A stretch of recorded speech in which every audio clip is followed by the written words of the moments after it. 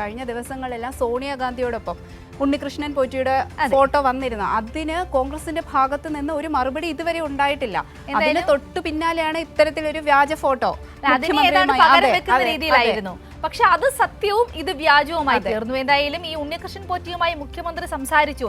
ആ ഒരു വീഡിയോ നമ്മൾ എല്ലാവരും കണ്ടതാണ്. അല്ലെങ്കിൽ ആ ഒരു ചിത്രം കാണുമ്പോൾ ഇങ്ങനെ രഹസ്യം പറയുന്ന പോലെ തന്നെ ഈ ഉണ്ണികൃഷ്ണൻ പോറ്റിയുടെ ചെവിയിലേക്ക് മുഖ്യമന്ത്രി രഹസ്യം പറയുന്ന തരത്തിലുള്ള ഒരു ചിത്രമാണ് പ്രചരിച്ചത്. പക്ഷെ അങ്ങനെ ഒരു സംഭവമേ ഉണ്ടായിട്ടില്ല എന്നതിന്റെ വ്യക്തമായ തെളിവുകളാണ് ഈ സംസാരിക്കുന്ന ദൃശ്യങ്ങൾ എന്ന് വേണമെങ്കിൽ പറയാം, അല്ലേ? അതാണ് ഇന്ന് പുറത്തുവിട്ടത്. ഇത് AI നിർമ്മിതമാണെന്ന് തെളിയിക്കുന്ന ദൃശ്യങ്ങൾ കൈരളി ന്യൂസ് ആണ് പുറത്തുവിട്ടത്. സെക്രട്ടേറിയറ്റിന് പുറത്ത് നടന്ന ആംബുലൻസ് താക്കോൽദാന ചടങ്ങിലായിരുന്നു മുഖ്യമന്ത്രി പങ്കെടുത്തത്. ആ ചടങ്ങിന്റെ ദൃശ്യങ്ങളാണ് ഈ ഇത്തരത്തിൽ ഒരു കള്ളപ്രചരണം സൃഷ്ടിക്കുവാൻ വേണ്ടിയിട്ട് കോൺഗ്രസ് ഉപയോഗിച്ചത്. എന്തായാലും വിശദമായ റിപ്പോർട്ട് കണ്ടാലോ? കാണാം. ശബരിമല സ്വർണ്ണമോഷണ കേസിലെ മുഖ്യപ്രതികളായ ഉണ്ണികൃഷ്ണൻ പോറ്റിയും ഗോവർദ്ധനും ഉൾപ്പെടെയുള്ളവർ സോണിയാഗാന്ധിക്കൊപ്പം സൗഹൃദം പങ്കിടുന്ന ചിത്രങ്ങൾ പ്രചരിച്ചതോടെ കോൺഗ്രസ് പ്രതിസന്ധിയിലാണ്.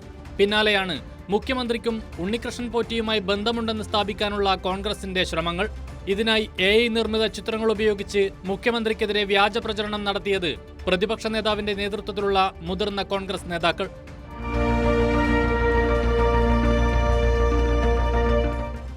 എന്നാൽ ഈ വ്യാജ പ്രചരണം പൊളിക്കുന്ന ദൃശ്യങ്ങളാണ് കൈരളി ന്യൂസ് പുറത്തുവിട്ടത്.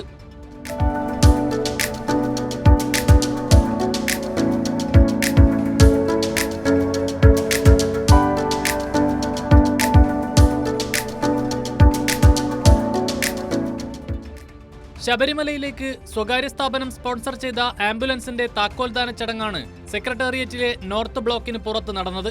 DGP റവാഡ ചന്ദ്രശേഖർ, പത്മശ്രീ മട്ടന്നൂർ ശങ്കരൻകുട്ടിമാരാർ ഉൾപ്പെടെയുള്ളവരും ചടങ്ങിൽ പങ്കെടുത്തു. കൂട്ടത്തിൽ സ്പോൺസർമാരുടെ ഭാഗമായാണ് ഉണ്ണികൃഷ്ണൻ പോറ്റിയും പങ്കെടുത്തത്. ചടങ്ങിൽ ആരോടും മുഖ്യമന്ത്രി സംസാരിക്കുന്നില്ല.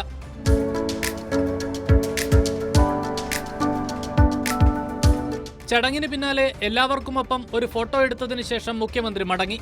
ഈ ദൃശ്യങ്ങൾക്ക് പകരം AI നിർമ്മിത ചിത്രങ്ങൾ ഉപയോഗിച്ച് കോൺഗ്രസ് നടത്തിയ വ്യാജ പ്രചരണമാണ് ഇതോടെ പൊളിഞ്ഞു വീഴുന്നത്. കൈരളി ന്യൂസ്, തിരുവനന്തപുരം.